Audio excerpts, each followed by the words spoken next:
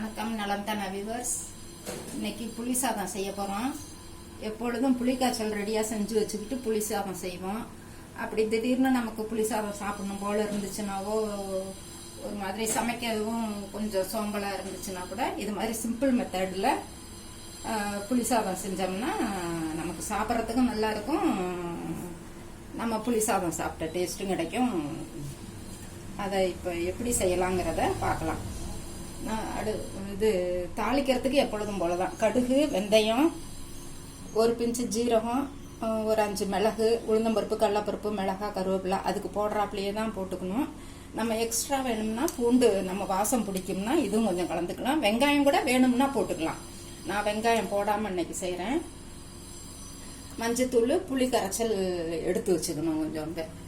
சாதம் ஒரு அரிசி புழுங்கரிசி நான் எடுத்திருக்கேன். 1 கப்பு எடுத்து அவங்களுக்கு தகுந்தாப்புல எவ்வளோ நேரம் ஊற வைக்கணுமோ, இந்த அரிசி ஒரு 1/2 மணி நேரம் ஊற வச்சாதான் நல்லா இருக்கும் சாதம். அதுக்காக 1/2 மணி நேரத்துக்கு முன்னாடியே ஊற வச்சு எடுத்து வச்சுட்டேன்.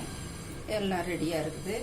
அப்படி இதில் கொஞ்சம் பொடி வேணும், பொடி போடணும்னு தோணுச்சுன்னா கொஞ்சம் ஜீரகம், மிளகு, வெந்தயம் இதெல்லாம் வறுத்துட்டு பொடி பண்ணி ரெடியாக வச்சுக்கிட்டு அப்புறமேல எல்லாம் புளியெல்லாம் ஊற்றுனதுக்கப்புறம் அந்த பொடியையும் போட்டு அரிசியும் போட்டு கொதிக்க வச்சுக்கலாம். இப்போ குக்கரில் அப்படியே நல்லெண்ணெய் ஊற்றுறேன். நல்லா டேபிள் ஸ்பூன் அளவுக்கு, 1 ஸ்பூன் அளவுக்கு ஊற்றியாச்சு. காஞ்ச உடனே இதில் வெந்தயம் முதல்ல போட்டுடலாம். வெந்தயம், கடுகு,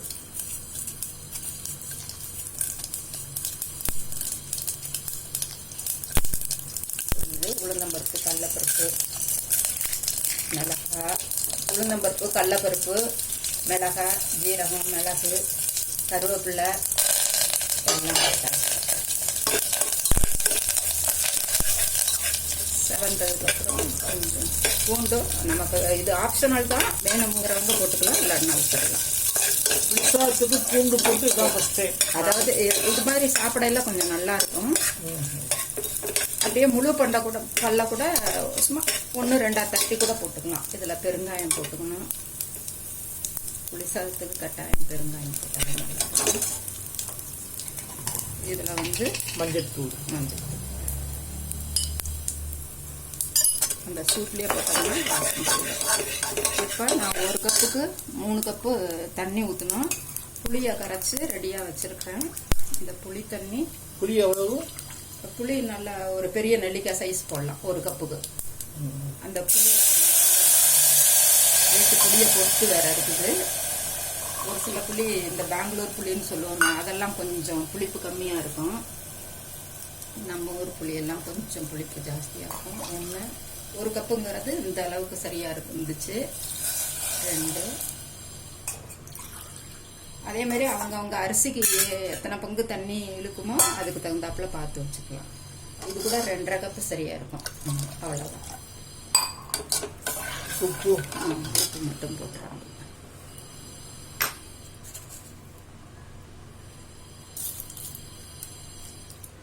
உப்பு போட்டு இப்போ நல்லா கொதிக்க விட்டுருங்க. கொதிச்சதுக்கப்புறம் அரிசியை போட்டு மூடி வச்சிட்டோம்னா புளி சாதம்.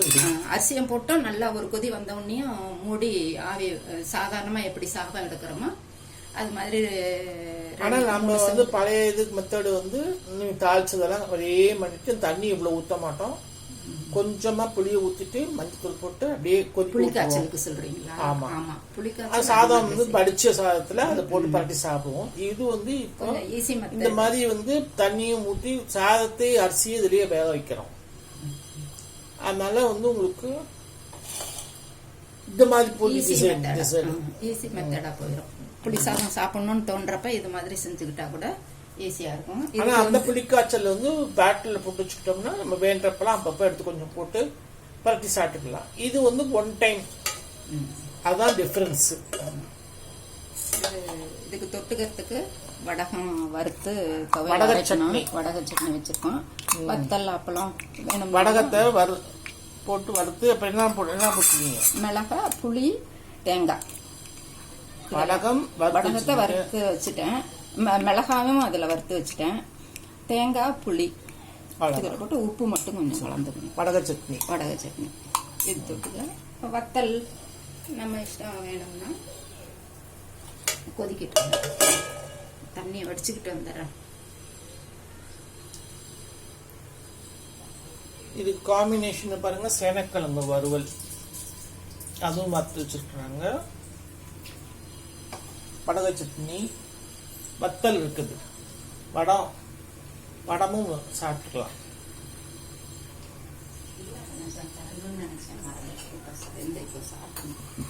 தயிர் சாதமும் ரெடியா இருக்குது பாருங்க. தயிர் சாதம்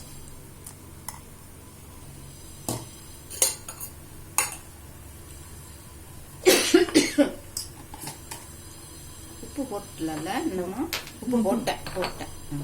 ஐயோ 2 வாட்டி போட்டுறாது உப்பு. பார்த்துக்கலாம். அத அரிசி தண்ணி கொதிச்சிருச்சு, டேஸ்ட் பார்த்துக்கிட்ட கூட தண்ணி கொதிச்சிருச்சு, கறி நல்லா கொதிச்சிருச்சு. தண்ணியை எடுத்துட்டீங்க. கொதிக்கல.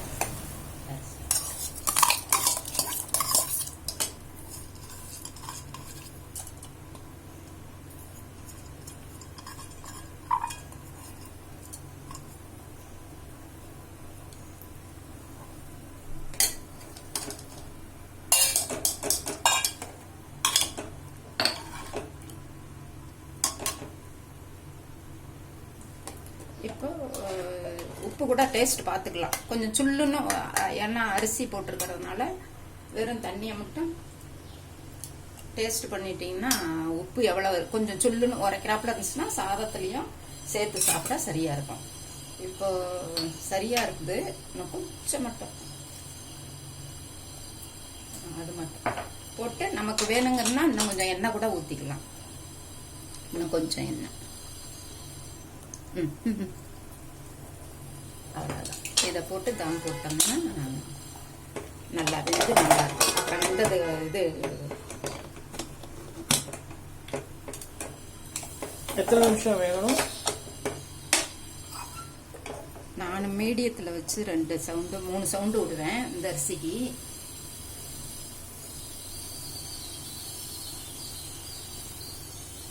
பச்சரிசியும் போட்டுக்கலாம். பச்சரிசியும் நல்லா இருக்கும்.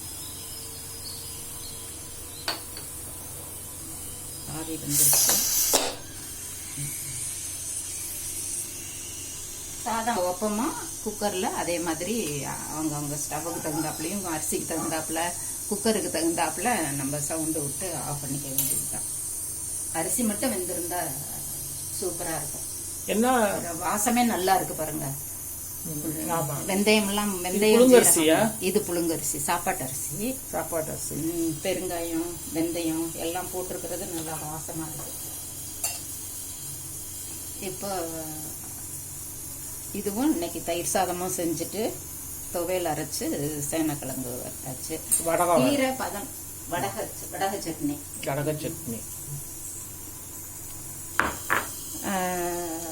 ஆனா இதுக்கு காம்பினேஷனா இருக்காது. ஒரு 11 மணி போல சும்மா இந்த தீனி ஸ்நாக்ஸ் சாப்பிட்ற நேரத்துக்கு இதை சாப்பிட்டுக்கணும். இப்போ அதுக்காக எடுத்து வச்சு பொன்னாங்கண்ணி கீரை ரொம்ப நல்லா இருக்குது, ஃப்ரெஷ்ஷாக இருந்துச்சு.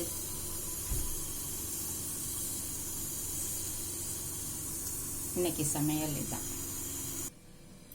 நல்லா 3-4 சவுண்டு வந்துருச்சு. ஆஃப் பண்ணியாச்சு. இந்த கேஸ் ரிலீஸ் ஆயிடுச்சு. நல்லா புளி வாசம் அடிக்குது. நல்லா ஜீரகம், மிளகு எல்லாம் போட்டு அந்த பாயிலையும் கூட அப்படியே இருக்கு. ஆறுச்சுன்னா ஓரளவுக்கு இது சரியா வந்துடும். இது புழுங்கரிசினால ஒரு மாதிரி ஷைனிங்காக இருக்குது. பச்சரிசி போட்டோம்னா நல்லா பொல பொலன்னு வந்துடும். இது கூட இப்போ ஆறுச்சுன்னா இன்னும் கொஞ்சம் நல்லா இருக்கும். ரொம்ப கொதிக்குது. இதா இங்கே பாருங்க, வாசம் நல்லா வருது. இப்படியே எடுத்து வச்சு நம்ம தொட்டுக்க வச்சுக்கிட்டு சாப்பிட வேண்டியது தான். வடகை சட்னி ரெடியா? வடகை சட்னி அங்கே டேபிளில் வச்சுருக்கிறேன். இவ்வளோதான். எண்ணெய் போதும்? தாராளமாக போதும். நல்லாவே இருக்கு. நல்லெண்ணெய் தான் ஊற்றிருக்கோம். நீங்களும் அவசர இது ஒரு மாதிரி டேஸ்டாக இருக்கும். அந்த பொழப்பு தன்மையோடு இருக்கிறத விட இது கொஞ்சம் ஒரு மாதிரி நல்லா இருக்கும். இது சாப்பிட்றதுக்கு தகட்டாமல்.